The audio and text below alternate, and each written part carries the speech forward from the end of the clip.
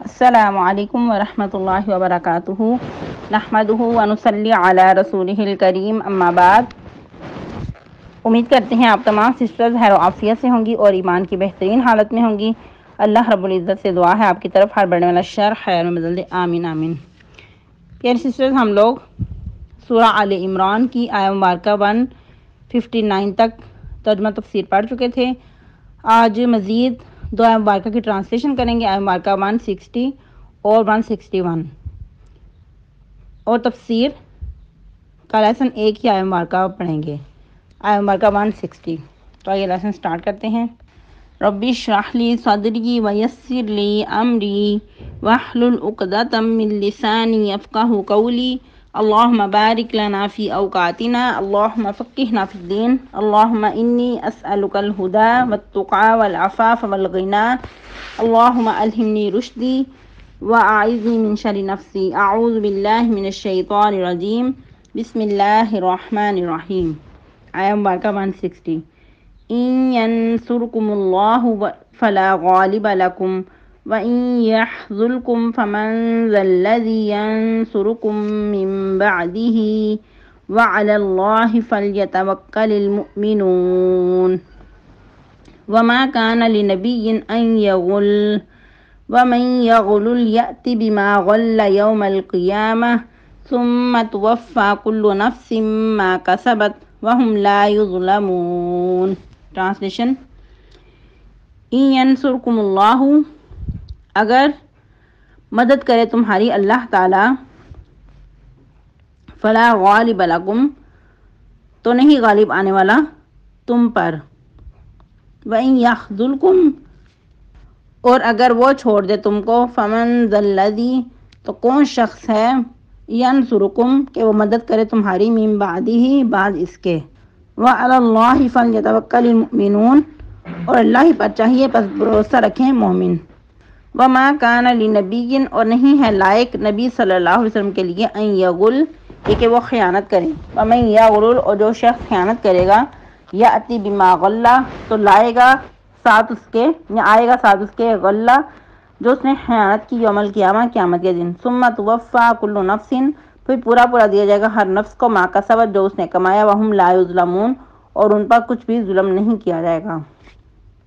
تفسیر آیہ مبارکہ 160 سے اور آیہ مبارکہ 159 کو بھی ساتھ لے کر چلیں گے۔ جس طرح کا ہمارا ٹاپک غزوہ احد کا ہی چل رہا ہے، تو آیہ مبارکہ 159 میں ہم نے پڑھا کہ اللہ رب العزت نے نبی صلی اللہ علیہ وسلم کے کچھ خصائص کا ذکر کیا کہ آپ ان کے لیے نرم گو ہیں، اگر آپ سخت مزاج، سخت دل ہوتے تو وہ آپ کے پاس نہ ٹھہرتے، کہ جو اتنا صحابہ کرام کا مجمع ہے آپ کے گرد نہ رہتا۔ محبت فاتح عالم، اور جس طرح ہمارے معاشرے میں کہا جاتا ہے کہ اسلام تلوار کے زور پہ پھیلا، تو یہ بالکل غلط ہے۔ آپ لوگ خود بھی غور کر سکتے ہیں کہ جیسا کہ ہماری الحمدللہ سورہ بقرہ کمپلیٹ ہوئی، پھر اس کے بعد سورہ آل عمران بھی اختتام کو پہنچ رہی ہے، تو کہیں بھی آپ لوگوں نے یہ پڑھا ہو کہ تلوار کے زور پہ اسلام پھیلا ہو، ایسا نہیں ہے، بلکہ محبت کے ساتھ نبی صلی اللہ علیہ وسلم نے لوگوں کے دل جیتے، اور یہ سب کچھ اللہ تعالیٰ کی رحمت، اس کے فضل و کرم سے تھا۔ اللہ رب العزت بھی مزید فرما رہے ہیں کہ آپ ان سے درگزر کریں، ان کے لیے بخشش کی دعا کریں، اور ان کو مزید مشوروں میں شامل رکھیں، لیکن مشوروں میں شامل رکھنے کے بعد بھی بھروسہ اللہ پر کریں، جو آپ کو یعنی کہ اس میں اچھا لگے وہ آپ ان کے کام کریں، اور ارادہ کرنے کے بعد بھی اور قدم اٹھانے کے بعد بھی کیا ہے، بھروسہ اللہ پہ رکھنا ہے۔ مزید آیہ مبارکہ 160 میں کیا بتایا جا رہا ہے کہ یہ سب کچھ کرنے کے بعد بھی کیا ہوگا، اللہ تمہیں غلبہ عطا کرے گا، کہ اگر تمہاری اللہ مدد کرے تو پھر تم پر کوئی بھی غالب آنے والا نہیں ہے۔ یہ سب کچھ کرنے کے بعد بھی مدد یقینی ہے، پھر بھی اللہ کی طرف سے مدد آئے گی تو پھر ہی تمہیں غلبہ حاصل ہوگا۔ جب اللہ کی طرف سے غلبہ حاصل ہوگا تو پھر تم پہ کوئی بھی غالب نہیں آ سکتا، کوئی بھی سپر پاور تمہیں نیچ نہیں کر سکتی۔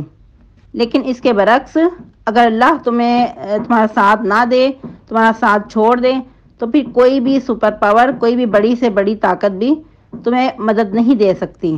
اس کے بعد یہ سب چیزیں آپ نے دیکھی، جیسا کہ غزوہ بدر میں بظاہر جمعیت بہت کم تھی، 313 کا لشکر تھا صحابہ کرام کا، اور ایک حدیث کے مطابق اس سے زیادہ بھی کچھ بتائے جاتے ہیں تعداد ان کی، 319 بھی ذکر آتا ہے صحیح مسلم میں۔ اوورآل جو مشہور و معروف ہے وہ 313 ہی تعداد بتائی جاتی ہے، کہ جو روایات سے پتہ چلتا ہے 313 ہی غالباً ہے۔ تو یہ کیا تھا؟ یہ اللہ کی طرف سے مدد تھی۔ جس طرح کہ ایک صحابی بتاتے ہیں کہ آگے بڑھ کر میں نے کافر کا سر قلم کرنا چاہا تو میرے بڑھنے سے پہلے ہی وہ ادھر ڈیر ہو گیا اپنے گھوڑے سمیت۔ تو اس وقت جب نبی صلی اللہ علیہ وسلم کو یہ بتایا گیا تو آپ نے فرمایا کہ اللہ رب العزت نے تیسرے آسمان سے مدد نازل کی تھی، کہ وہ اللہ رب العزت کی طرف سے مدد تھی کہ جو صحابی کے آگے بڑھنے سے پہلے ہی وہ کافر ادھر ڈیر ہو گیا۔ لیکن اس کے برعکس غزوہ احد میں فتح ہونے کے بعد بھی اگر شکست ہو گئی تو یہ کیا تھا؟ اگر اللہ تعالیٰ کسی کو چھوڑ دے، کسی حکمت کے تحت اللہ اس وقت مدد نہ نازل کرے، تو پھر کوئی بھی ایسی طاقت نہیں کہ جو اس وقت مدد کر سکے۔ تو پھر بھی ایسا کرنے کے بعد مومنوں کو اللہ ہی پر بھروسہ رکھنا چاہیے۔ اس کے بعد پھر تاکید یعنی کہ اللہ پر بھروسہ رکھنے کی ہو رہی ہے۔ پہلے بھی ہم نے لاسٹ پہ پڑھا 159 میں کہ اللہ تعالیٰ توکل کرنے والوں کو دوست رکھتے ہیں۔ ادھر بھی کیا تاکید فرمائی جا رہی ہے کہ مومن جو ہیں وہ اللہ کے بھروسے پہ ہی جیتے ہیں۔ ان آیات مبارکہ سے ایک بہت ہی زیادہ اہم بات کا پتہ چلتا ہے، جس طرح کہ ہمارے معاشرے میں میجورٹی کی بات مانی جاتی ہے۔ یہ جو ووٹنگ کا سلسلہ بھی ہمارے معاشرے میں ہوتا ہے، الیکشن ہوتے ہیں، اور جس طرف زیادہ لوگ ہوں، جس طرف ووٹ زیادہ ہوں تو ان کی بات مانی جاتی ہے، چاہے وہ جیسے بھی ہوں، لٹیرے ہوں، چاہے وہ یعنی کہ دین کا کلا کما کرنے والے ہوں، دین کا نام مٹانے والے ہوں، لیکن جہاں جمعیت ہے یعنی کہ جہاں اکثریت ہے اس کی بات مانی جائے گی۔ تو یہ قانون سراسر اسلام کے خلاف ہے۔ اسلام کے نزدیک میجورٹی کی بات نہیں بلکہ جو کسوٹی ہے وہ دین اسلام کی ہے، معیار دین اسلام ہے۔ یہی وجہ ہے کہ جب ایمان میں پختگی تھی تو اس وقت وہ غالب آئے، جس طرح کہ حال ہی میں ہم نے طالوت کے جو لشکر تھے، طالوت کو جو بہت کم لوگ تھے تو ان کو دیکھا کہ وہ غالب آئے۔ تو وجہ کیا تھی؟ اللہ کی مدد تھی، اور دوسرا کیا تھا کہ مضبوط ایمان کے مالک تھے۔ ایمانی طاقت ہونے کے باوجود بھی اگر کہیں کمی نظر آتی ہے، اگر انسان کو لگتا ہے کہ انسان مغلوب ہو رہا ہے، لیکن ایک وقت آئے گا کہ ان کے ایمان کی وجہ سے اللہ رب العزت اپنی نصرت و مدد نازل کریں گے۔ بعض اوقات آزمائش ہوا کرتی ہے، جس طرح کہ غزوہ احد میں بھی مومنین کی آزمائش ہوئی، ان کو سخت ہلایا گیا، لیکن کیا تھا کہ غلبہ ان کا ہی تھا، نام ان کا ہی روشن تھا، اس میں فائدہ ہی فائدہ تھا۔ اگر جو یعنی کہ اس وقت شہید ہو گئے وہ رب تعالیٰ کی جنتوں کے وارث ٹھہرے، اور جو شکست ہونے کے باوجود اپنے گھروں کو لوٹے وہ غازی قرار پائے۔ تو اس لیے ہمیں بھی چاہیے کہ ہم لوگ دنیاوی ظاہری سٹیٹس پہ نہ رہیں بلکہ جو سامنے والا ہے اس کے ایمان کو پرکھیں کہ ایمان میں کیسا ہے۔ اگر کوئی شخص بظاہر اس کے پاس دنیا نہیں بھی ہے، اگر اس کے پاس ایمان کی دولت ہے تو وہ سب سے بڑھ کے محبوب ترین ہے۔ ایسا شخص دنیا میں بھی کامیاب اور آخرت میں بھی کامیاب، ایسا شخص ایمان والوں کی نظروں میں بھی فاتح اور اللہ کی نظر میں بھی فاتح۔ اس سے ایک اور بات کا بھی پتہ چلتا ہے کہ آج کل ہمارے معاشرے میں جب رشتہ کیا جاتا ہے تو اس وقت بھی ظاہری سٹیٹس کو دیکھا جاتا ہے۔